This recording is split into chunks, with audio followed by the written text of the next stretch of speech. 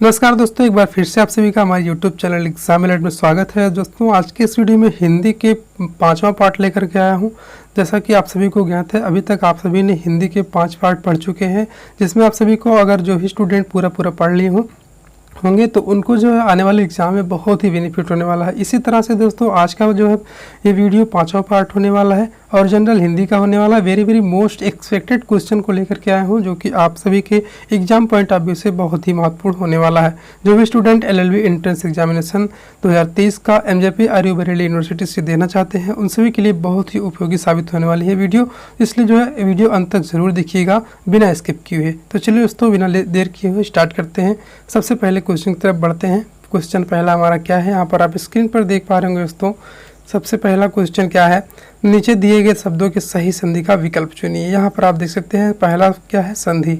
इस प्रकार से आप देख सकते हैं संधि वाला पोर्शन बहुत ही इंपॉर्टेंट रोल निभाता है आप सभी के एग्जाम के पॉइंट ऑफ व्यू से, क्योंकि आपके एग्जाम में जो भी क्वेश्चन बनेंगे बहुत ही टेक्निकल टाइप के बनेंगे। ऐसा नहीं है कि वो सामान्य तरीके से पूछ लिया जाएगा, कुछ हो सकते हैं सामान्य रहे लेकिन कुछ ना कुछ टेक्निकल जरूर रहेंगे। और संधि जो है वेरी मोस्ट इंपॉर्टेंट टॉपिक है हिंदी का, इसको भी जानना बहुत ही ज़रूरी होता है। इसलिए दोस्तों, कोई भी एक प्रश्न जो है आप स्किप मत कीजिएगा, पूरा वीडियो अंत तक जरूर देखा करिए। आप लोग पूरा वीडियो नहीं देखते हैं, मुझे लगता है इसी वजह से आप जो है आप सभी की तैयारी भी नहीं हो पाएगी। अदरवाइज आप जो है तैयारी अगर करना चाहते हैं तो पूरा वीडियो जरूर तक देखिए, पूरा अंत तक, क्योंकि दोस्तों जितना मैं प्रैक्टिस सेट करा दे रहा हूँ उतना जो है आप सभी के लिए काफ़ी हो जाएगा आपके एग्जाम के लिए, क्योंकि इससे बाहर मुझे लगता है कहीं से नहीं आएगा। क्योंकि जो मैं क्वेश्चन लेकर आता हूँ उसमें सभी चीज़ें सम्मिलित होती हैं, जितने भी टॉपिक होती हैं। जैसे आप मान लीजिए संधि, समास, अलंकार जितने भी हैं सभी उसमें, और संधि विच्छेद जितने हैं, पर्यायवाची, विलोम शब्द, ये सभी टॉपिक में हर वीडियोस में लेकर के आता हूँ, ताकि आप सभी का प्रिपरेशन अच्छी तरीके से होता रहे, बार प्रैक्टिस होता रहे।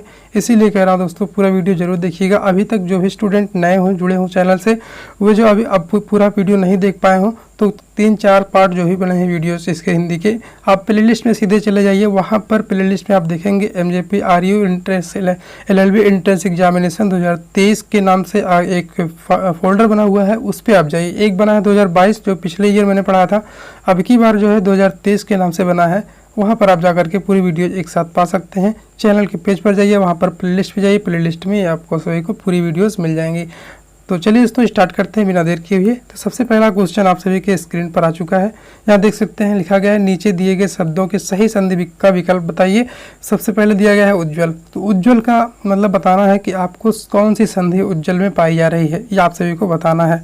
उज्ज्वल दोस्तों, यहाँ पर थोड़ा सा मैं व्याख्या भी करते चलूँगा। दोस्तों एक चीज़ और बता दूँ आपको, आप इस समय जो है आपका एग्जाम निकट आने वाला है, आपका एग्जाम बिल्कुल नज़दीक है।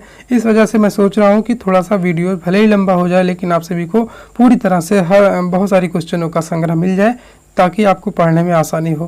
क्योंकि दोस्तों अब एग्जाम नज़दीक आ रहा है, अब थोड़े से क्वेश्चन से काम नहीं चलने वाला है, इसीलिए वीडियो थोड़ा लंबा हो जाएगा। तो आप सब घबराइएगा मत, पूरा वीडियो जरूर देखिएगा। वेरी मोस्ट इंपॉर्टेंट क्वेश्चनों का संग्रह होने वाला है। चलिए देखते हैं। थोड़ा सा मैं व्याख्या भी करते चलूँगा, ताकि जो उनको थोड़ा सा डाउट हो, क्लियर हो जाए उनका डाउट। यहाँ पर आप देखते हैं उज्ज्वल। उज्ज्वल में आप देख सकते हैं जब इसका संधि विच्छेद करेंगे तो उत लिखेंगे, उसके बाद ज्वल लिखेंगे। इस प्रकार से आप लिखेंगे उत प्लस ज्वल, यानी कि उत प्लस ज्वल। यहाँ पर प्लस लगा देंगे। फिर से कर देता हूँ, यहाँ पर देख सकते हैं इसका संधि विच्छेद कैसे करेंगे, उत। उत का मतलब आधा था, प्लस जो है जल करेंगे। इस प्रकार से क्या हो जाएगा, उत जल है दोस्तों। यहाँ पर इसका संधि विच्छेद, यहाँ पर आप उत जल। और ये जो है क्या बन जाता है, आधा ता जो है जब मिलता है, ये आधा ता जो है आधा ज़्यादा करके बन जाता है। ये वाला ये उज्ज्वल दोस्तों, यहाँ पर उज्ज्वल। दोस्तों यहाँ पर एक चीज़ और बता देता हूँ, यहाँ मैंने गलत लिख दिया था, उत धन ज्वल। इस प्रकार से यहाँ आप दिखा सकते हैं। अब इस प्रकार संधि में आप देख लीजिए क्या होता है, जो अंतिम वर्ड होता है और ये इसका पहला वर्ड होता है, दो भागों में टूटा है। जो पहले भाग का अंतिम वर्ड और दूसरे भाग का पहला वर्ड, ये जो मिला करके देखते हैं कि क्या कौन सा वर्ड है और जोड़ने पर क्या बन रहा है। इन दोनों को मिलाने पर क्या बन रहा है, ये आधा जा में शामिल हो जा रहा है, और ये इस तरीके से आधा जा है ही यहाँ पर उज्ज्वल। इस तरीके से होगा दोस्तों। यहाँ पर देखिए ये इसका मतलब क्या हुआ, यहाँ पर हमारा लास्ट में क्या आया, स्वर तो नहीं है ना, व्यंजन है ना, यहाँ आप देख सकते हैं। इसलिए आप देख पा रहे होंगे व्यंजन है। तो अभी आप यहाँ पर क्या देखिए, व्यंजन। इस प्रकार से जब दो व्यंजनों का मेल हो रहा है तो इसका मतलब व्यंजन ही बनेगा। तो इस प्रकार से क्या हो जाएगा, व्यंजन संधि। ये ऑप्शन नंबर 20 प्रकार से आपका राइट हो जाएगा उज्जवल में। अगला क्वेश्चन देखते हैं, महर्षि है। महर्षि आप देख पा रहे होंगे, महर्षि का पहले आप संधि विच्छेद करेंगे, इसी प्रकार से सब में करते जाएंगे। जैसे यहाँ देखेंगे महाधन ऋषि, इस प्रकार से आप जो है इस प्रकार से आप संधि विच्छेद कर लेंगे पहले, और आप समझ जाएंगे बाद में। जैसे पहले देख सकते हैं यहाँ इसका पहले भाग का अंतिम वर्ण और दूसरे का पहला वर्ण, तो आप सभी देख सकते हैं पहले यहाँ पर क्या है, महा में हा में क्या है, बड़ा आ है ना दोस्तों। तो बड़ा आ है, तो इसको हम ले सकते हैं कैसे, महा, यहाँ पर देख लीजिए बड़ा आ प्लस यहाँ पर रा ले लेते हैं, यहाँ पर इस प्रकार से एक बार फिर से देखते हैं। यहाँ पर देख थोड़ा सा जगह लेकर के, महाधन ऋषि, यानी ऋषियों में जो महान है वही जो है महर्षि कहलाता है। तो यहाँ पर आधा रा होता है और यहाँ पर क्या होता है, आ हो जाएगा, देख सकते हैं आखिरी में। तो इस प्रकार से आप देख पाएंगे यहाँ पर क्या हो जा रहा है, यहाँ पर स्वर जुड़ा है ना, यहाँ पर दोस्तों देखते स्वर है, क्या है, स्वर है लास्ट में। इस प्रकार से यहाँ पर क्या हो जाएगा, यहाँ पर स्वर संधि हो जाएगा। इसी तरह से आपको जानना है दोस्तों। आशा करता है आप सभी को समझ में आ रहा होगा। अगर से कोई बातें समझ में नहीं आती है तो आप कमेंट के माध्यम से ज़रूर पूछिएगा, सारा जो है इसका जो है व्याख्या जरूर बताया जाएगा। तो आप पहले देख सकते हैं तीसरा क्वेश्चन की तरफ बढ़ते हैं। तीसरा क्वेश्चन देख लीजिए। तीसरा क्वेश्चन में लिखा है निस्संदेह, यहाँ पर आप देख पा रहे होंगे तीसरे में निस्संदेह लिखा है। तो इस प्रकार से पहले निह हो जाएगा, यहाँ पर निह हो जाएगा, उसके बाद यहाँ संदेह हो जाएगा। इसका अगर हम संधि विच्छेद करते हैं तो निसंदेह, इसका मतलब यहाँ पर क्या लगा, विसर्ग। ये विसर्ग टूट करके क्या बन जाता है, आधा सावन सम्मिलित हो जाता है, आधा सा बन जाता है। ये संदेह पहले से है ही, ये संदेह पहले से ही है, और ये आधा सा बन गया विसर्ग। इसका मतलब क्या हुआ, इसका जब हम संधि विच्छेद करेंगे तो आएगा दो बिंदु, यानी कि जो विसर्ग जिसे बोलते हैं हम। इस तरह से आप जान पाएंगे कि यहाँ पर कौन संधि है, यहाँ पर विसर्ग संधि है। यहाँ सॉरी दोस्तों, इस पे नहीं, यहाँ इस वाले क्वेश्चन पे निस्संदेह का जो होगा विसर्ग संधि होगा। यहाँ पर इस प्रकार से देख पाएंगे। क्वेश्चन नंबर 3 का ऑप्शन नंबर सी राइट हो जाएगा। आशा करते हैं दोस्तों आप जितने भी स्टूडेंट पढ़ रहे हैं, अगर आपको संधि अभी क्लियर नहीं हुआ है तो संधि क्लियर हो जाएगा इस तरीके से। थोड़ा सा शार्ट ठीक है, लेकिन आप समझ जाएंगे, इसमें गलती नहीं होने पाएगी। और इस प्रकार से अगले क्वेश्चन की तरफ बढ़ते हैं। अगला क्वेश्चन है निराशा। यहाँ पर भी दोस्तों इसी तरीके से होगा। नंबर 4 का देख सकते हैं निराशा में, जैसे अगर मान लीजिए निराशा लिखा गया है, इसका हम पहले संधि विच्छेद करेंगे। जब भी संधि जानना हो तो सबसे पहले संधि विच्छेद करेंगे। तो यहाँ पर देख सकते हैं निर्धन आशा, ऐसा कुछ होता नहीं दोस्तों, आप देख लीजिएगा यहाँ पे निर्धन आशा ऐसा कुछ नहीं होता, क्योंकि निर कोई ऐसा वर्ड नहीं है। ऐसे वर्ड लिखने हैं जो कुछ उसका अर्थ निकल रहा हो। इसी तरीके से आप निराशा में क्या लिखेंगे, निह लिखेंगे और धन लिखेंगे आशा, है ना, निधन आशा। तो उसके बाद क्या हो जाएगा, ये क्या हो जाएगा दोस्तों, यहाँ पर निर हो जाएगा, है ना, निर धन आशा और प्लस आ ये जुड़ जाएगा। उसके बाद क्या हो जाएगा, आशा, यहाँ पर आशा है ही, मैंने जोड़ दिया निराशा। इसी तरह से होगा, यहाँ पर भी ब्रेक हो जाएगा। इसका मतलब क्या हुआ, यहाँ पर भी क्या है, क्वेश्चन नंबर 4 में क्या है, जैसे विसर्ग संधि। इस प्रकार से यहाँ भी जो है विसर्ग संधि देखने को मिल रहा है, इसलिए ऑप्शन नंबर सी आपका राइट हो जाएगा। अब उसी तरह से 5वां क्वेश्चन देखते हैं। 5वां क्वेश्चन उन्नति है। उन्नति आप देख पा रहे होंगे, उन्नति लिखा गया है, क्वेश्चन नंबर 5 लिखा गया उन्नति। अब इसका ही संधि विच्छेद करते हैं। पहले उन होता है तो यहाँ पर आधा ता से ब्रेक होता है, उत्धन्नति, है ना दोस्तों। इस तरीके से होगा उत्धन्नति। इसका मतलब ये जो आधा ता है ये व्यंजन है, यहाँ पर ही व्यंजन, कोई स्वर नहीं आपको दिखाई दे रहा। इसका मतलब क्या हो गया, अब यहाँ ये आधा ता जो है आधा ना में हो जाएगा, और ये पूरा ना है ही, यहाँ पर ऐसे उन्नति लिख दी है। इसका मतलब यहाँ पर जो मैंने अभी तक जो 2 भागों में मैंने तोड़ा था इस शब्द को, इसका मतलब क्या हुआ, उसके पहले भाग के अंतिम वर्ड में भी ता है, इसका मतलब व्यंजन है, और इस शुरुआती में भी व्यंजन है दूसरे वर्ड के। तो इसका मतलब क्या हुआ, दोनों जगह व्यंजन यूज होकर, व्यंजन मिल करके ही व्यंजन बना रहे हैं, दोनों जोड़ करके एक साथ बना रहे हैं, इसीलिए जो यहाँ पर क्या हो गया, व्यंजन संधि। वेरी सिंपल वे में आप सभी बता रहा हूँ दोस्तों, उन्नति यहाँ पर व्यंजन हो जाएगा। इस तरीके से आप समझ पाएंगे कि कैसे हम संधि को जान पाते हैं। चलिए अगला क्वेश्चन की तरफ बढ़ते हैं। अगला क्वेश्चन देखते हैं, क्वेश्चन नंबर यहाँ पर 6 से देखते हैं क्या लिखा गया, निर्देश दिया गया, निर्देश को समझ लेते हैं। नीचे दिए गए शब्दों में से प्रयुक्त समास का नाम बताइए। आपको यहाँ पर देखिए दोस्तों दूसरा टॉपिक आ गया समास। इसी तरीके से आपको बहुत ही महत्वपूर्ण क्वेश्चनों का संग्रह मिलने वाला है। तो पूरा वीडियो इसीलिए कह रहा हूँ, आप जो है पूरा वीडियो ज़रूर से ज़रूर देखिएगा और वीडियो ज़्यादा से ज़्यादा दोस्तों के साथ शेयर भी कीजिएगा, जिससे और भी दोस्त इससे वंचित ना रह सकें और सभी लोग की तैयारी बराबर से हो सके। तो चलिए अगला क्वेश्चन देखते हैं। क्वेश्चन नंबर 6 यहाँ लिखा गया पंचवटी। अब यहाँ पर समास की बात आती है। पंचवटी क्वेश्चन नंबर 6 आप देख पा रहे होंगे। पंचवटी में कौन सा समास है, यहाँ पर आप देख सकते हैं पंचवटी। यहाँ लिखा गया है पंचवटी। पंच मतलब क्या है आप जान ही रहे हैं, पंच मतलब 5 होता है, 5 होता है, 5 वटों का समूह है ना। यानी कि पंचवटी, यहाँ पर नंबर आ रहा है, जिसमें नंबर आएगा कोई 1 2 3 4 5, वहाँ पर द्विगु होता है। द्विगु का मतलब ही नंबर से लिया जाता है, इसीलिए जो यहाँ पर क्या हो जाएगा, द्विगु समास। ऑप्शन नंबर सी आपका राइट होने वाला है। अगला क्वेश्चन तरफ बढ़ते हैं। घनश्याम दोस्तों, घनश्याम देख लीजिए आप, यहाँ पर लिखा गया है क्या, घनश्याम, जिसको मैंने कलर्ड कर दिया है। थोड़ा सा घुमाने वाला क्वेश्चन होता है, इसीलिए मैं उसको कलर कर देता हूँ। तो यहाँ पर आप देख सकते हैं क्वेश्चन नंबर 7 का क्या हो जाएगा। क्वेश्चन नंबर 7 घनश्याम है ना, श्याम, घनश्याम, इसको भी इसी तरह से आप समझेंगे। इसमें श्याम जो काले हैं, काले जो हैं श्याम, इस तरीके से कुछ होगा, तो इसका मतलब यहाँ पर जो है कर्मधारय समास हो जाएगा। इसलिए ऑप्शन नंबर बी आपका राइट हो जाएगा, कर्मधारय समास। घनश्याम में कर्मधारय समास ही होगा दोस्तों। बहुत ही इंपॉर्टेंट क्वेश्चन है, थोड़ा सा कन्फ्यूजन वाला है, क्योंकि आपको कभी कभी इसमें दिखेगा बहुब्रीहि भी समझ में आ जाएगा, कभी कभी जो है तत्पुरुष भी लगेगा, लेकिन आपका जान लीजिए एक्चुअली में एक इसमें क्या है, कर्मधारय समास है। घनश्याम, घनश्याम है ना, घन की तरह जो है, जो श्याम, घन की तरह जो काला है, ऐसा, ऐसे का मतलब इस तरीके से यहाँ पर कर्मधारय समास होगा। अगला क्वेश्चन देखते हैं। इसीलिए दोस्तों थोड़ा सा टफ है, इसीलिए उसको कलर मैंने किया था, लेकिन ध्यान रखिएगा घनश्याम में जो है कर्मधारय समास ही होगा। ऑप्शन नंबर क्वेश्चन नंबर 8 की तरफ बढ़ते हैं। क्वेश्चन नंबर 8 पीताम्बर। पीताम्बर में देख सकते हैं पीला है अंबर जिसका, इस तरीके से हम ब्रेक करेंगे। पीला है अंबर जिसका, इसका मतलब क्या है, इसमें तीसरा कोई अर्थ निकाला जा रहा है। पीला है अंबर जिसका, अंबर मतलब वस्त्र होता है, अंबर जिसका, अब किसका है वही आपको बताना है, यानी कि किसी तीसरे का मतलब निकल रहा है। इस तरह से जब भी किसी शब्द को हम ब्रेक करते हैं और उसमें तीसरा शब्द निकलता है, किसी तीसरा अर्थ निकलता है, तो वहाँ पर बहुब्रीहि समास होता है। ऑप्शन नंबर 8 का आप देख सकते हैं। इस प्रकार से क्या हो जाएगा, पीला है वस्त्र जिसका, पीला है वस्त्र जिसका अर्थात कौन हो सकता है। आप देखिए कोई भगवान होंगे, पीला है वस्त्र जिसका कौन है, आपको बताइए, आपको बताइएगा कौन है। यहाँ पर देख सकते हैं, इसलिए ऑप्शन नंबर यहाँ पर बहुब्रीहि समास हो जाएगा। कोई ना कोई तीसरा भगवान है जरूर, पीला है अंबर जिसका, है ना। इस तरीके से आप बताइएगा, थोड़ा कमेंट करिएगा, देखते हैं आप लोग कितने लोग एक्टिव रहते हैं, इससे ये पता चलेगा। इस प्रकार से आप देख सकते हैं, यहाँ पर हो जाएगा बहुब्रीहि समास। पीताम्बर का मतलब, पीत मतलब पीला और अंबर का मतलब वस्त्र होता है। पीला है वस्त्र जिसका, इसका मतलब आपको बताना है कौन है।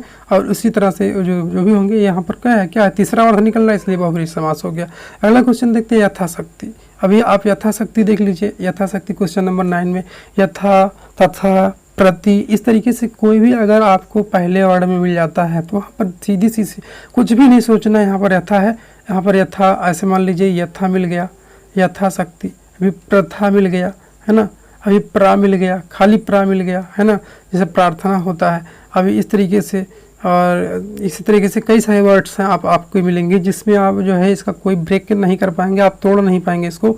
इस वजह से यहाँ पर आप तुरंत समझ जाएंगे कि यहाँ पर क्या है, यहाँ पर अव्ययी भाव समास, अव्यय है ना, जो जिसका व्यय ना हो, इसीलिए इसका अर्थ ही होता है जिसका व्यय ना हो सके, जिसका ब्रेकिंग ना हो सके। इस तरह से यहाँ पर क्या हो जाएगा, ऑप्शन नंबर सी हो जाएगा राइट आंसर, अव्ययी भाव समास। क्वेश्चन नंबर 9 का हो जाएगा अव्ययी भाव समास। अगला क्वेश्चन देखते हैं, क्वेश्चन नंबर 10। यहाँ देख सकते हैं, जब दो शब्द समास बनाकर तीसरे शब्द का विशेषण बन जाए तो उसे क्या कहते हैं। जब दो शब्द समास बनाकर तीसरे शब्द का विशेषण बन जाए उसे क्या कहते हैं। देखिए यहाँ पर एक ऐसा समास है जिसका परिभाषा ही दे दिया गया। क्वेश्चन नंबर 10 यहाँ देख सकते हैं, जब दो शब्द समास बनाकर तीसरे शब्द का विशेषण बन जाए, इसका मतलब क्या हुआ। यहाँ पर क्वेश्चन नंबर 10 का आप देखेंगे ऑप्शन नंबर इसी तरह से हो रहा है। जब अभी मैंने बताया था आपको, पीला है अंबर जिसका, इसका मतलब यहाँ इसी तरीके से बताया गया है, जब दो शब्द समास बनाकर तीसरे शब्द का विशेषण बन जाता है तो उसे क्या कहते हैं? उसे कहते हैं बहुव्रीहि समास दोस्तों। जब भी किसी दो शब्दों को मिलाने के बाद, है ना, दो शब्दों का समास बनाने के बाद किसी तीसरे शब्द का अर्थ निकले उसे ही बोलते हैं बहुव्रीहि समास। इस प्रकार से ऑप्शन नंबर सी यहाँ आपका राइट होने वाला है। अगला क्वेश्चन देखते हैं। अगला क्वेश्चन में निर्देश क्या दिया गया है? प्रत्येक प्रश्न में एक वाक्य या वाक्यांश दिया गया है, इसके लिए दिए गए विकल्पों में से सर्वाधिक उपयुक्त विकल्प चुनिए। यहाँ पर आप देख सकते हैं सर्वाधिक उपयुक्त विकल्प आपको चुनना है। एक वाक्यांश दिया गया है जिसको आप देखते हैं, कहते हैं वाक्यांश के लिए एक शब्द। आप सभी ने पढ़ा होगा छोटे क्लासों में, वही चीज़ें यहाँ पर भी हैं। आप देख सकते हैं आसानी से क्वेश्चन नंबर 11 की तरफ। यहाँ आप देख पा रहे होंगे सिर पर धारण करने योग्य, सिर पर धारण करने योग्य जो होता है उसे क्या कहते हैं, आपको ये बताना है। क्वेश्चन नंबर 11, सिर पर धारण करने योग्य जो होता है उसे क्या कहा जाता है?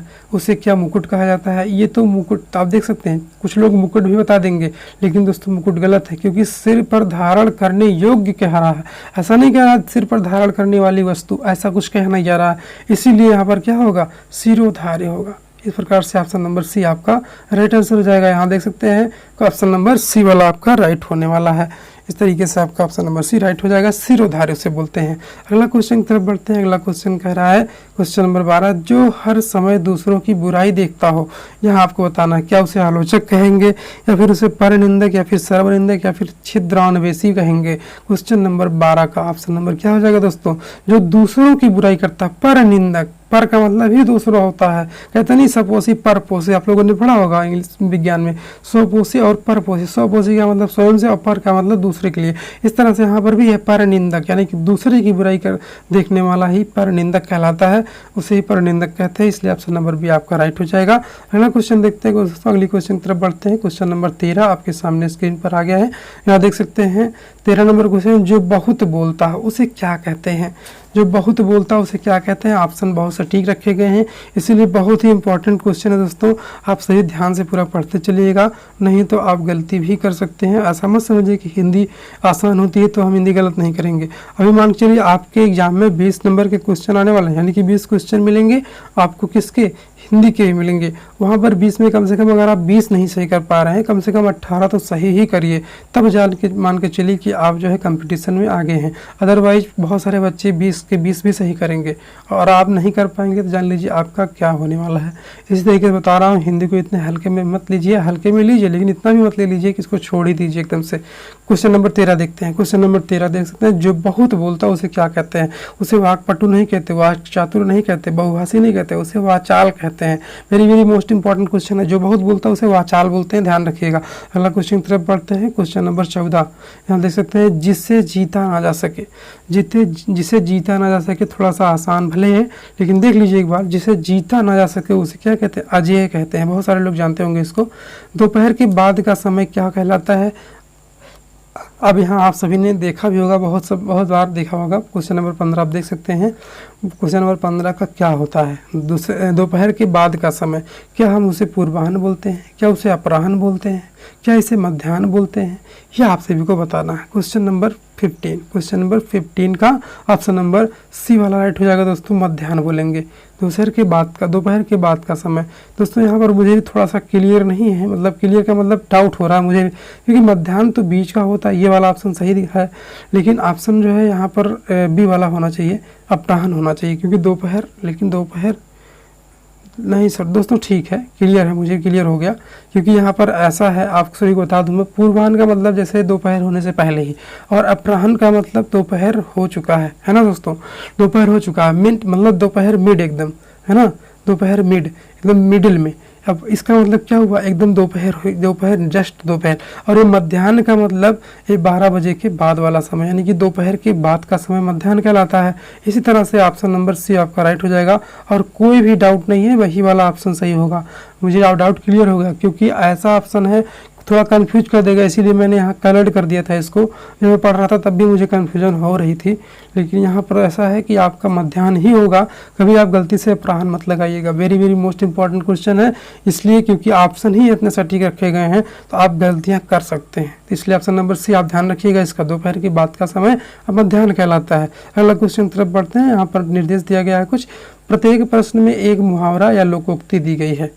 विकल्पों में से सही अर्थ चुनिए। सबसे पहले आपको क्या करना है, एक मुहावरा दिया गया उसका अर्थ बताना है। अर्थ ऑप्शन के रूप में दिए गए हैं क्वेश्चन नंबर 16। यहाँ देख सकते हैं दोस्तों, आप देख ही सकते हैं दोस्तों किस टाइप के आपके यहाँ प्रैक्टिस करा रहा हूँ।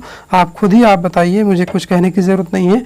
आपके सभी टॉपिक इसमें जो है शामिल हो जा रहे हैं। तो इस प्रकार से आप देखते हैं, आप कुछ देखिए। चलिए 16 क्वेश्चन नंबर 16 आपके सामने स्क्रीन पर है। उल्टी गंगा बहाना, इसका क्या मतलब होता है, इसका अर्थ आपको बताना है क्वेश्चन नंबर 16 का। उल्टी गंगा बहाना इसका क्या होता है, इसका मतलब क्या होता है, प्रतिकूल कार्य करना, यही होता है उल्टी गंगा बहाना, प्रतिकूल कार्य करना। Very most important question. इससे ऑप्शन नंबर सी इसका राइट हो जाएगा। अगला क्वेश्चन की तरफ बढ़ते हैं, क्वेश्चन नंबर 17। यहाँ भी देखिए मैंने कलर्ड किया, इसका मतलब कुछ क्लू जरूर रहा होगा। यहाँ देख सकते हैं, अपनी खिचड़ी अलग पकाना, सबसे अलग रहना या फिर अनर्गल बातें करना, अपने ही कार्य में लगे रहना या स्वयं पाकी होना। यहाँ पर देख सकते हैं क्वेश्चन नंबर 17। इस प्रकार से यहाँ देख सकते हैं क्यों मैंने इसने लगाया होगा। यहाँ पर देख सकते हैं अनर्गल ये तो कट जा रहा है, स्वयं पाकी ये दोनों कट जा रहे हैं, बच रहे हैं 2 ऑप्शन, ये और ये दोनों ही मुझे लगते हैं कहीं ना कहीं सही हो सकते हैं।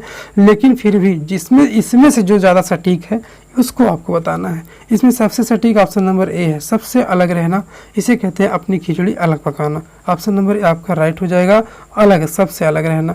अगला क्वेश्चन देखते हैं। अगला क्वेश्चन है क्वेश्चन नंबर 18 आपके सामने। यहाँ पर धूप में बाल सफ़ेद ना करना, धूप में बाल सफ़ेद ना करना, क्वेश्चन नंबर 18 दोस्तों। यहाँ देख सकते हैं क्या होगा, क्या अनुभवहीन जीवन व्यतीत करना, इसका लाएगा अधिक उम्र का व्यक्ति या फिर अनुभवी जीवन बिताना या फिर बचपन में ही बाल सफ़ेद होना।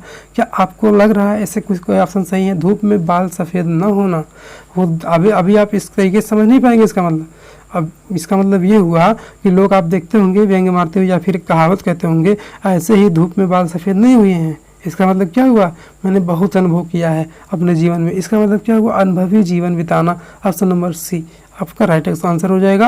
अगला क्वेश्चन तरफ बढ़ते हैं। अगला क्वेश्चन नंबर 19 आपके स्क्रीन पर है। अपने मुँह मियाँ मिट्ठू बनना, वेरी सिंपल क्वेश्चन है, आप सभी बता सकते हैं अपने मुँह मियाँ मिट्ठू बनना क्या होता है। अपने हाथ से मिठाई खिलाना, क्या मुँह से मीठी मीठी बातें करना या अपनी प्रशंसा स्वयं करना, तो आपको बताने की जरूरत नहीं है। क्वेश्चन नंबर 19 का आप खुद ही बता देंगे कि अपनी प्रशंसा स्वयं करना अपने मुँह में मिट्ठू बनने के बराबर होता है। अगला क्वेश्चन देखते हैं, कलम तोड़ना। कलम तोड़ना का क्या मतलब होता है, वेरी मोस्ट इंपॉर्टेंट है। कलम तोड़ना क्या कहलाता है, इसका मतलब क्या अर्थ है कलम तोड़ना। क्वेश्चन नंबर 20 यहाँ पर होगा अनूठी उक्ति लिखना। यहाँ पर देख सकते हैं कलम तोड़ना, जज के द्वारा मृत्युदंड सुनाना। आप यहाँ पर भी कंफ्यूज हो सकते हैं दोस्तों, क्योंकि यहाँ देख सकते हैं जज के द्वारा जब दंड सुनाया था तब भी कलम तोड़ता है। अपना संबंध तोड़ देना, यहाँ पर कुछ समझ में आएगा, लिखे हुए को काट देना। तो इस प्रकार से आप ये समझिए अनूठी उक्ति लिखना, यानी कि ऐसी उक्ति लिखना जो बहुत अनोखी हो। अनोखी का मतलब बहुत ही सटीक और बहुत ही ना बदलने वाला हो, उसे ही कहते हैं क्या, बहुत ही अनोखी, यानी कि अनूठी उक्ति लिखना, है ना। इस प्रकार से आपका क्या हो जाएगा, राइट आंसर हो जाएगा डी वाला, अनूठी उक्ति लिखना ही क्या होगा, कलम तोड़ने का अर्थ होगा। तो इस तरह से आप देख सकते हैं ऑप्शन नंबर डी आपका राइट हो जाएगा। मूर्धन्य व्यंजन कौन से हैं, आप वेरी मोस्ट इंपॉर्टेंट क्वेश्चन आप देख लीजिए सर दोस्तों। आप देख सकते हैं यहाँ पर क्वेश्चन नंबर 21। अब यहाँ देख सकते हैं आप, यही बीच में ये भी आ गया मूर्धन्य व्यंजन। आप देखिए वर्णमाला से भी यहाँ पर क्वेश्चन आ गए हैं, इसीलिए कह रहा हूँ दोस्तों बहुत ही इंपॉर्टेंट क्वेश्चनों का संग्रह है। जैसा क्वेश्चन नंबर है मूर्धन्य व्यंजन, आप बताइए। अभी आप अगर से ये वर्ड नहीं पढ़े हैं तो आप नहीं बता पाएंगे, क्योंकि ऐसे कौन से वर्ड जैसे आपने पढ़ा होगा कंठ, तालु, ओष्ठ, मूर्धा, तो ये सब पढ़े हैं अगर, तो आप सही बता पाएंगे। नहीं पढ़े तो आपको कन्फ्यूजन लगे क्या होता है ये सारी चीज़ें। तो यहाँ पर जिह्वा के आधार पर होता है, बहुत सारी चीज़ें होती हैं, आपको समझना पड़ेगा। इसी तरह से जो है इस तरह से क्वेश्चन सम्मिलित हो रहे हैं आपके यहाँ पर प्रैक्टिस सेट में। इसी तरह से आपके एग्जाम में भी पूछ लिया जाएगा, आप नहीं बता पाएंगे। इस वजह से वगैरह आप वीडियो को जरूर देखिए, ज़्यादा से ज़्यादा शेयर करिए और पसंद आए तो लाइक भी करते रहिए, क्योंकि मुझे मोटिवेशन मिलता है और इसी के पीछे बहुत मैं अपना समय देता हूँ दोस्तों, तभी जाकर के एक वीडियो कंप्लीट होता है, बहुत ही मेहनत लगता है। इसलिए दोस्तों आप लोग सपोर्ट जरूर बनाए रखिए, तभी मुझे भी अच्छा लगेगा। तो चलिए अगला क्वेश्चन देखते हैं, क्वेश्चन नंबर 21। यहाँ देख सकते हैं मूर्धन्य कह रहा है। पहले देखिए मूर्धन्य व्यंजन कौन कौन से हैं, क्या चा छा जा झा है, यहाँ पर आप देख सकते हैं क्या ये वाला है, क्या ये वाला है, क्या ये है, क्या ये है। इस तरीके से आप देख पाएंगे, 4 ऑप्शन दिए गए, चा छा जा झा, या टाठा डाढ़ा, इस तरीके से आप देखे होंगे। तो आपको मैं एक फार्मूला थोड़ा सा बता देता हूँ, थोड़ा व्याख्या कर देता हूँ दोस्तों, थोड़ा सा आप सभी के सामने देख कर देता हूँ। जैसे आप देख सकते हैं का होता है, ध्यान से देखिएगा, का के अंदर का खा गा घा अंगा होता है। एक बार लिख दे रहा हूँ, का खा गा घा अंगा, इस तरीके से होता है। और इसी तरीके से का गा फिर चा होता है, फिर छा होता है, फिर चा छा जा झा होता है, चा छा जा झा इया, फिर टा होता है दोस्तों, टा, फिर टा ठा डा ढ़ा हो गया, फिर ता से शुरू होता है ता ता ता ना, फिर पा से पहा, यही इतना होता है। ये देख लीजिए, इतना पहले आप जान लीजिए, का खा गा गा चा चा चा ढा टा ढाड़ा ता ता ना पहा, इस तरीके से होता है। आप पहले इतना देख लीजिए, वर्ण में, वर्णमाला में ये होता है। तो इसका क्या होता है, हम लोगों ने क्या करते हैं, इसको ऐसे, इसको इस तरीके से याद करते हैं, क च ट त पा, इस तरीके से क च ट त पा, यहाँ देख सकते हैं क च ट त पा। तो यहाँ पर इस तरीके से ये होता है। का पे होता है कंठ, यहाँ आप देख लीजिए, कंठ एक बार बता दे रहा हूँ, कंठ। चा पे होता है तालु, फिर उसके बाद टा पे होता है मूर्धा, कंठ तालु मूर्धा, है ना। इस पे क्या होता है, यहाँ पर देख सकते हैं कंठ तालु मूर्धा, और इसके बाद क्या होगा, एक और होता है कंठ तालु मूर्धा, यानी कि टा पे आपका मूर्धा आ रहा है, चा पे तालु आ रहा है और का पे कंठ आ रहा है। इस तरीके से आपको जानना है कंठ तालु मूर्धा। और इस पे जो है थोड़ा सा याद नहीं आ रहा दोस्तों, कंठ तालु मूर्धा और जो है कंठ तालु मूर्धा दंत, हाँ यहाँ पर होगा दंत, दंत दोस्तों याद आ गया, दंत। और यहाँ पर होगा ओष्ठ, क्या होगा, ओष्ठ आ गया दोस्तों, ध्यान में आ गया, ओष्ठ होगा। इस तरीके से आप देख सकते हैं कंठ तालु मूर्धा दंत ओष्ठ, यानी कि आपका कंठ का पे आ रहा है, और तालु चा पे आ रहा है, मूर्धा टा पे आ रहा है, दंत पे ता आ रहा है, ओष्ठ पे पा आ रहा है। इसका मतलब ये नहीं है कि अगर का है तभी आप कंठ लिखिए, चा है तभी आप लिखिए। अब इसका मतलब ये हुआ, इस लाइन में जितने भी अक्षर हैं, इस लाइन में जितने भी अक्षर अगर आपको एग्जाम में मिलते हैं तो वो कंठ के अंतर्गत ही, चाहे वो खा है, चाहे गा, चाहे घा, चाहे गा, चाहे पांचों एक साथ आ जाए, चाहे दो एक साथ दे दे, चाहे तीन एक साथ दे दे, इस तरीके से आपको जानना है। इसी तरीके से चा छा जा ये में से कोई भी वर्ण दे देगा वो तालु कहलाएगा। इसी तरह से टा ठा डा ढा आड़ा में कोई भी वर्ण दे देगा वो आपका मूर्धन्य ही कहलाएगा, मूर्धा को मूर्धन्य भी कहते हैं। और यहाँ पर जिसमें ता था धा ना आ गया, इसमें कोई भी वर्ण आएगा उसके दंत के अंतर्गत आएगा, और पाफा मा जो आएगा वो ओष्ठ के अंतर्गत आएगा। इस प्रकार से आपको यहाँ पर मैं समझा दिया। आशा करते हैं दोस्तों आपको समझ में आ गया होगा, और इसी के अकॉर्डिंग आप सभी को क्वेश्चन के आंसर देने हैं। आप देख सकते हैं अभी मूर्धन बोला गया है, अभी मैंने मूर्धन क्या बोला था, टाठा डाढ़ा आड़ा मैंने बोला था, टाठा डाढ़ा मैंने बोला था। ऐसे यहाँ पर क च ट त और पा, ये मैंने बोला था। यहाँ पर मैंने बोला था का वाले का वर्ग में क्या होगा, कंठ होगा। इसके बाद यहाँ पर क्या बोला था, तालु होगा चा वर्ग पे, और इस पे क्या होगा, मूर्धा होगा। इस तरीके से आप बता पाएंगे। टा वाले मूर्धा यहाँ पर देख सकते हैं टा इसी में है, इसका मतलब क्या हुआ, टा वाला ऑप्शन किस में है, आप यहाँ देख पाएंगे दोस्तों। इस तरीके से यहाँ देख लीजिए, टा टा ठा डा ढा आड़ा, तो इसके जितने भी है टा वर्ग के जितने भी वर्ड हैं किसके अंतर्गत आएगा, मूर्धन्य के अंतर्गत आएंगे। आशा करते हैं दोस्तों वीडियो पसंद आ रहा होगा और आपको समझ में भी आया होगा जो मैं समझा रहा हूँ।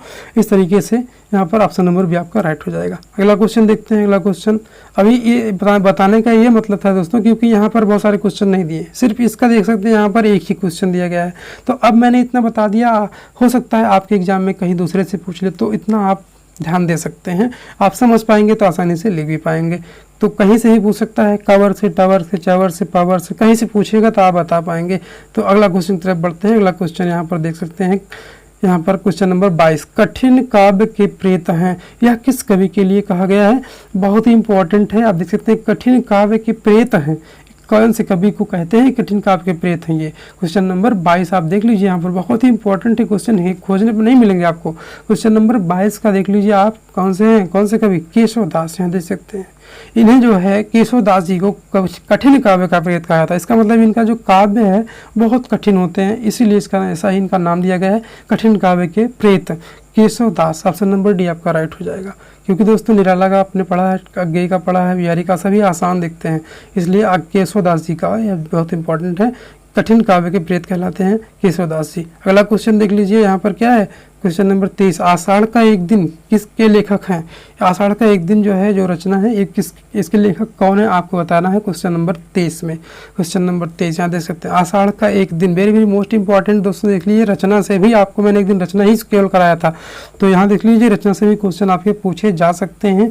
मैं ऐसा नहीं कर रहा हूँ कि हाँ यही पूछे जाएंगे क्लियरली, लेकिन मैं इतना कंटेंट आपको दे दूंगा कि उससे बाहर नहीं जाएंगे, वहीं से कहीं ना कहीं रिलेटेड आएंगे ही आएंगे, और कहीं नहीं जाने वाला है। इसीलिए बोल रहा हूँ कि आप पूरा वीडियो जरूर देखा करिए। तो आषाढ़ का एक दिन जो है किसने लिखा है, मोहन राकेश जी ने लिखा है। Very very most important question, question number 23 का ऑप्शन नंबर बी आपका राइट हो जाएगा। अगला क्वेश्चन देखते हैं, जहाँ एक ही शब्द के अनेक अर्थ व्यक्त किए हों तो वह कौन सा अलंकार होता है। देखिए यहाँ पर अलंकार से ही पूछ लिया है। क्वेश्चन नंबर 24 का देख सकते हैं ऑप्शन नंबर क्या होगा, जहाँ पर एक ही शब्द के अनेक अर्थ होते हैं। आप सभी ने देखा होगा श्लेष अलंकार में, आप लोगों ने देखा होगा श्लेष अलंकार में। आपको मैं एक उदाहरण भी बता देता हूँ। सुवर्ण को खोजत फिरे कवि व्यभिचारी चोर। आप यहाँ देख सकते हैं इस तरीके से एक वर्ड आपने सुना ही होगा कहीं ना कहीं, अगर आपने पिछली क्लास में पढ़ा है कक्षा 8 से लेकर के 10 के 12 के बीच में, तो आप लोग देखे होंगे सुवर्ण को खोजत फिरे कवि व्यभिचारी चोर। इस तरीके से एक आप सेंटेंस सुने होंगे, लाइन सुने होंगे। तो वहाँ पर सुवर्ण का मतलब 3 अर्थ होता है तो एक ही वर्ड सुवर्ण।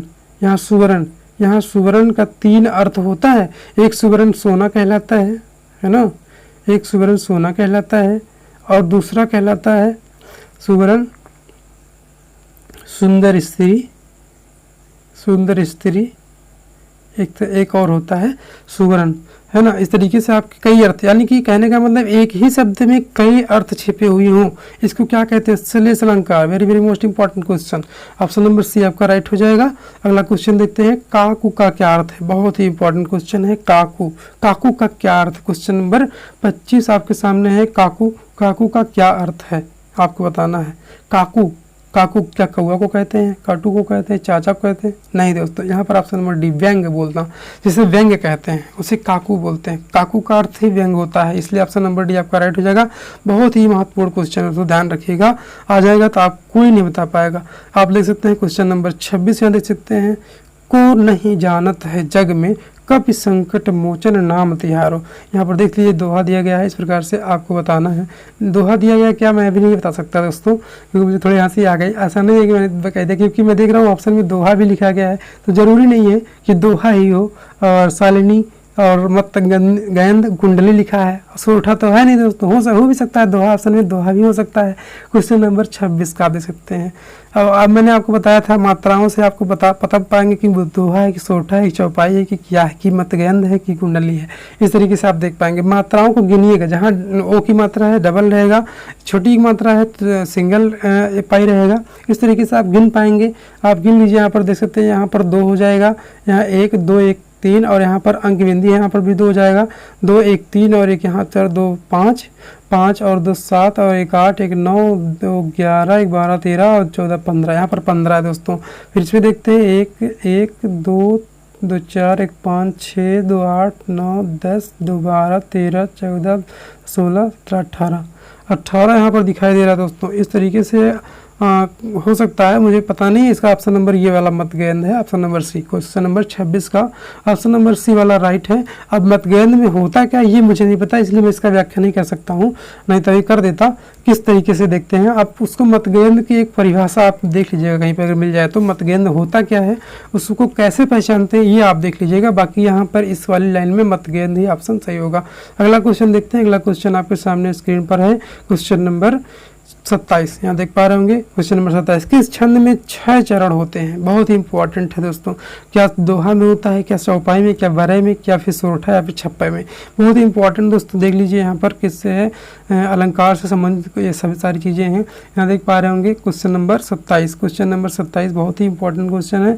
क्वेश्चन नंबर 27 का कौन सा होगा, यहाँ पर देख सकते हैं। जैसे किस छंद में 6 चरण, 6 चरण का मतलब 1 2 3 4 5 6 लाइनों में जो भी लिखी गई होगी कविता, वो 6 लाइनों में होगी। ऐसा करने का मतलब ये है। इस तरीके से किस छंद में 6 चरण होते हैं, ये तरीका बताऊँ। दोहा में देखिए 2 ही होता है, चौपाई में भी आप 2 ही पा जाएंगे, है ना। वो चौपाई में, हाँ चौपाई में नहीं, चौपाई में नहीं कह सकता, सोरठा में हो सकता है। सोरठा में 2 ही पाएंगे। जैसे आप दोहा देखते हैं 2 ही लाइन का बनता है, या फिर बहुत ज़्यादा बन गया 4 लाइन का बन गया, तो इस तरीके से होता है। लेकिन यहाँ आपको बताना है कि 6 चरण वाले क्या कहलाते हैं छंद, वो छप्पे कहलाते हैं। Very very most important question है दोस्तों। छप्पे में 6 चरण होते हैं, इसलिए क्वेश्चन नंबर 27 का ऑप्शन नंबर डी राइट हो जाएगा। अगला क्वेश्चन देखते हैं 28वां नंबर का, वीर रस का स्थायी भाव कौन सा है। देखिए दोस्तों, वीडियो थोड़ा लंबा जरूर होगा, लेकिन आपको बहुत ही बेनिफिट में देख कर चल जाएगा ये वाला वीडियो, क्योंकि क्वेश्चन ही इतने चुने हैं इसमें कि आपके एग्जाम में बहुत काम आने वाले हैं। इसलिए पूरा वीडियो ज़रूर से ज़रूर देखिएगा और ज़्यादा से ज़्यादा शेयर करिएगा, लाइक कीजिएगा, कमेंट कीजिएगा। कहीं पर अगर कोई प्रॉब्लम आती है तो आप देख लीजिए दोस्तों। यहाँ पर वीर रस का स्थायी भाव कौन सा है आपको बताना है। क्वेश्चन नंबर 28 का, वीर रस का स्थायी भाव क्या होता है। वीर का मतलब उत्साह, देखते ही आप तो इस तरीके से उत्साहवर्धक व्यक्ति ही जो वीरता दिखलाता है ना कि उत्साह। क्वेश्चन नंबर 28 का क्या हो जाएगा, डी वाला, उत्साह। वीर रस का स्थायी भाव उत्साह होता है। इसी तरह से जितने भी रस होते हैं उसके स्थायी भाव होते हैं दोस्तों। जैसे देख सकते हैं करुण रस का शोक होता है इस तरीके से, है ना, और भयानक रस का इस तरीके से भयान देख सकते हैं, क्रोध का करुण रस इस तरीके से कुछ हो। आप ऐसे ही सबके जो है अलग अलग अस्थायी भाव रखे गए हैं, जानते, अगर आप लोगों ने कहीं ना कहीं पढ़ा हो जान ही रहे होंगे। बाकी आप देख लीजिएगा जितने भी होते हैं, इसको एक बार फिर से रिवाइज कर लीजिएगा। बाकी यहाँ पर जो क्वेश्चन में आया है मैं इसको बता रहा हूँ, वीर रस का अस्थायी भाव उत्साह है। अगला क्वेश्चन देखते हैं। अगला क्वेश्चन क्या, अवलौन नसानी अब न नसाई हो। बहुत ही चुनिंदा लाइन है, राम कृपा भव निसार सिरानी आगे फिर न रसाई हो। ये वाला क्वेश्चन आप सभी ने ये वाला हाई स्कूल में पढ़ा होगा।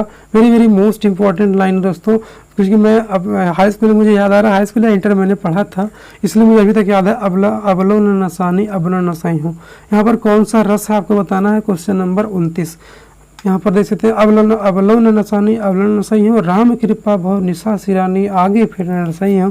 बहुत ही शांत रूप का यहाँ पर प्रदर्शन हो रहा है, इसीलिए दोस्तों यहाँ पर क्या हो जाएगा, शांत रस। ऑप्शन नंबर ए, इस लाइन में शांत रस होगा। यहाँ पर भाव समझ करके आपको बताना है, ऐसा नहीं है कि किस तरीके से मतलब देख कर भाव देख करके बताना है, मात्राएं नहीं गिननी यहाँ पे रस में, मतलब भाव देखना है, कौन से भाव निकल रहे हैं उसी के अकॉर्डिंग हमारा रस होगा। अगर यहाँ पर करुणा भरी बातें होती तो आप करुण रस कर देते, वात्सल्य प्रेम होता तो वात्सल्य करते, अद्भुत कोई चीज़ें होती तो अद्भुत कर देते, लेकिन यहाँ पर शांत भाव उत्पन्न हो रहा है, इसीलिए ऑप्शन नंबर ये आपका राइट हो जाएगा। अगला क्वेश्चन देखते हैं, क्वेश्चन नंबर 30। यहाँ देख पा रहे होंगे, निम्नलिखित में से कौन सा शब्द तत्सम है। बहुत ही इंपॉर्टेंट क्वेश्चन है, काज हाथ काम काल। देख सकते हैं बहुत ही इंपॉर्टेंट, चारों ऑप्शन इतने इंपॉर्टेंट रख दिए गए हैं कि आप सभी एक बार कंफ्यूज हो सकते हैं। क्वेश्चन नंबर 30 का देख सकते हैं, यहाँ पर आपको लगेगा काज भी हो सकता है, तत्सम जो संस्कृत से लिए गए वर्ड वही होते हैं। हाथ को हस्त जो होंगे वो हस्त वाला संस्कृत वर्ड है। काम का कार्य होता है तत्सम, ये काम वर्ब तद्भव लिखा गया है। क्या काज भी है, काज दोस्तों कार्य होता है, काज का कार्य तत्सम होता है, इसीलिए ये भी गलत है और ये भी गलत है। इसका हस्त होगा, इसका ये का काम का भी कार्य होगा, इसीलिए क्या है, काल, ये समय का है। समय अगर होता तो तद्भव होता, और लेकिन यहाँ पर काल दे दिया, इसका मतलब क्या हुआ, संस्कृत वर्ड दे दिया, इसका मतलब काल हमारा क्या हो गया, समय, काल। यही पर हमारा ऑप्शन नंबर डी वाला राइट हो जाएगा, यही तत्सम वर्ड है इस ऑप्शन में जितने दिए गए हैं। अगला क्वेश्चन देखते हैं, क्वेश्चन नंबर 30 के बाद दूसरे देख सकते हैं 5 क्वेश्चन कट कर दिया हूँ क्योंकि वहाँ पर थोड़ा सा व्याख्यात्मक थे, तो मुझे नहीं लगा ठीक वो आपके एग्जाम में आएगा, इसलिए यहाँ से क्वेश्चन मैंने कर दिया है। इसलिए आप 36 से देखेंगे 40 तक। सही वर्तनी छांटिए, इस टाइप के क्वेश्चन भी आपको देखने को मिल सकते हैं, एक आध दो क्वेश्चन इस तरीके से आप देख पाएंगे। क्वेश्चन नंबर 36 का आशीर्वाद बहुत ही फेमस है दोस्तों, गलतियाँ अभी भी बच्चे करते हैं। आपको बता दूँ कि मैं आज एग्ज़ाम देने गया था एक दिन कुछ दिनों पहले, तो वहाँ पर मैंने एग्ज़ाम जब दिया तो देखा एक बच्चे ने मुझे बता रहा था कि एग्ज़ाम हॉल से निकलने के बाद ये वाला ऑप्शन बता रहा था, ये वाला देख सकते हैं, वाह क्या ऊपर जो है आधारा लगा है। तो मुझे लगा कि अभी भी बहुत सारे स्टूडेंट ऐसे होंगे जिनको आशीर्वाद सही लिखना ही नहीं आता। तो इसलिए दोस्तों ऐसा नहीं है कि सबको आ ही रहा है, ये मैं कहना चाहता हूँ। तो मैंने सोचा कि देखो अभी ये हाल है, एग्ज़ाम दे रहे हैं, अभी ये पता नहीं, बहुत ही फेमस वर्ड है, तो ये तो बहुत सारे छोटे छोटे बच्चे भी जान चुके हैं कि हाँ यही वाला सही होगा। तो यहाँ पर आप देख सकते हैं कौन सा ऑप्शन सही होगा, आप ही बताइए। यहाँ पर क्वेश्चन नंबर 30 का कौन सा जो है सही वर्तनी होगा, आशीर्वाद का। तो आप देख सकते हैं ये वाला दोस्तों सही था, समझे, ये वाला सही था, आशीर्वाद यही वाला सही है दोस्तों। ये वाला शायद बताया था, जो मैंने पूछा था ये वाला बताया था लड़का, ये वाला बताया था शायद, क्योंकि उस पर वहाँ पे जो रहा वह सही है। यहाँ पर क्षमा चाहता हूँ दोस्तों, मैं भी थोड़ा सा गलती कर दिया। यहाँ पर देख सकते हैं जैसे कि ये वाला आशीर्वाद, जब भी आशीर्वाद लिखा जाएगा तो वाह के ऊपर ही रहिएगा, वही वाला सही होगा। आप बिल्कुल ध्यान रखेंगे इसको, बात को गांठ बांध के रख लीजिए, जब वाह पे रहा होगा वही वाला सही होगा। देख लीजिए यहाँ भ्रमित करने के लिए कैसे देता, वाह पे रहेगा, फिर भी यहाँ पर मात्रा सा पे देखिए छोटी कर दी है, इसलिए गलत हो गया ये, यहाँ देख पा रहे होंगे आप। और इसी तरह से यहाँ देख लीजिए वाह पे नहीं, यहाँ पर सा पे है, ये भी गलत हो गया। और यहाँ तो रा है ही नहीं, नीचे कर दिया है। इस तरीके से क्या हो जाएगा, ऑप्शन नंबर डी आपका राइट हो जाएगा। आशीर्वाद होता है ना कि आशीर्वाद, इस तरीके से नहीं होता, आप समझ लीजिए ऑप्शन नंबर डी आपका राइट हो जाएगा। अगला क्वेश्चन देखते हैं। वहाँ पर जो एग्जाम वाली बात बताया दोस्तों मैंने अभी, तो वो लड़का मुझे लगता है ये वाला बताया था, इसीलिए मुझे लगा कि अभी तक बहुत सारे लोगों को आशीर्वाद भी नहीं आता कैसे लिखा जाता है। तो अगला क्वेश्चन देखते हैं 37 थर्ड इज देख सकते हैं संस्कृति, यहाँ देख सकते हैं संस्कृति या फिर संस्कृत। दोस्तों मेरे बहुत सिंपल है, आप बता पाएंगे संस्कृति, यहाँ पर देख सकते हैं ऑप्शन नंबर बी सही लिखा हुआ है। 38 वाला देख सकते हैं जिजीविषा, जाजीवसा, जिजीविषा। आपको सिर्फ पढ़ने की वो है, आप देख सकते हैं 38 का आपके सामने एकदम अच्छे से दिख रहा होगा। 38 का जिजीविषा यही होता है, जिजीविषा। जिजीविषा का मतलब जिज्ञासित व्यक्ति, तो इसका मतलब ऑप्शन नंबर ए आपका राइट होगा इसमें। और 39 में इस समय देख लीजिए ऐश्वर्य, आप लोगों ने बहुत जगह देखा होगा ऐश्वर्य, यहाँ देख सकते हैं बहुत ही इंपॉर्टेंट है, यहाँ पर ए वाला ऑप्शन राइट हो जाएगा। 39 का ऑप्शन नंबर ए ऐश्वर्य नहीं दोस्तों, यहाँ ए गलत है, ऑप्शन नंबर ये गलत है, क्योंकि यहाँ पर मैंने ध्यान नहीं दिया, मात्रा नहीं लगा है आए पे। फिर से देखते हैं 39 क्वेश्चन, यहाँ पर 39 वाला क्वेश्चन ऐश्वर्य पे यहाँ ये मात्रा लगा होता सही होता, इसका मतलब ये भी गलत है, ये भी गलत है, ये भी गलत है, इस पे मात्रा लगा है दोस्तों, ये वाला सही ऐश्वर्य, इस तरीके से लिखा जाएगा। ऑप्शन नंबर डी आपका राइट हो जाएगा। अगला क्वेश्चन देखते हैं, क्वेश्चन नंबर 40 दोस्तों, यहाँ पर 40 नंबर क्वेश्चन देख लीजिए, आहुति होता है कि आहुति होता है, तो देख लीजिए ऑप्शन नंबर बी बिल्कुल सही, आहुति होता है ना कि आहुति होता है, ऑप्शन नंबर बी आपका राइट हो जाएगा। अगला क्वेश्चन देखते हैं, अगला क्वेश्चन है सही विलोम शब्द चुनिए। देख लीजिए यहाँ पर विलोम भी आप सभी को मिलने वाला है, हो सकता है ये आगे पर्यायवाची भी मिल जाए, मुझे नहीं पता है, हो सकता है पर्यायवाची भी मिल सकता है। यहाँ पर क्वेश्चन नंबर 41 देख लीजिए, अनादर का क्या विलोम होगा, आपको विलोम बताने हैं। अब टॉपिक चेंज हो गया, अनादर का विलोम क्या होगा, क्वेश्चन नंबर 41, अनादर का विलोम क्या होगा, आदर, सभी लोग जानते होंगे, ऑप्शन नंबर सी आपका राइट हो जाएगा। अगला क्वेश्चन देखते हैं, अगला क्वेश्चन क्या है, अभिज्ञ। अभिज्ञ क्या क्या मतलब है, अभिज्ञ का उल्टा क्या होगा आपको बताना है, क्वेश्चन नंबर 42 का। अभिज्ञ का अनभिज्ञ, यहाँ देख सकते हैं अभिज्ञ क्या अनभिज्ञ होगा, बिल्कुल इंपॉर्टेंट है, देख लीजिए ऑप्शन नंबर भी आपका राइट हो जाएगा। अगला क्वेश्चन 43 नंबर देख सकते हैं, क्वेश्चन नंबर 43 अथ। अथ का दोस्तों बहुत ही इंपॉर्टेंट है, बहुत सारे लोग नहीं बता पाएंगे, बहुत लोग जो तैयारी किए होंगे वो बता पाएंगे, लेकिन जो लोग तैयारी नहीं किए होंगे, अभी कहीं कुछ कोई कंपटीशन का एग्जाम नहीं दिए होंगे, मुझे लगता है वो नहीं बता पाएंगे, क्योंकि ये थोड़ा सा नया वर्ड है। तो अथ का दोस्तों जानते हैं क्या होता है, अथ का मतलब, अथ का अर्थ क्या होगा, अर्थ, उसके बाद फिर आपको उसका उल्टा बताना है। क्वेश्चन नंबर 43, अथ का होता है इति, अथ का होता है इति, इति मतलब होता है दोस्तों शुरुआत करना, अर्थ का मतलब अंत होता है। इस तरीके से आपका यहाँ पर मतलब निकल रहा है, तो आशा करते समझ रहे होंगे, ऑप्शन नंबर आपका राइट हो जाएगा इसमें।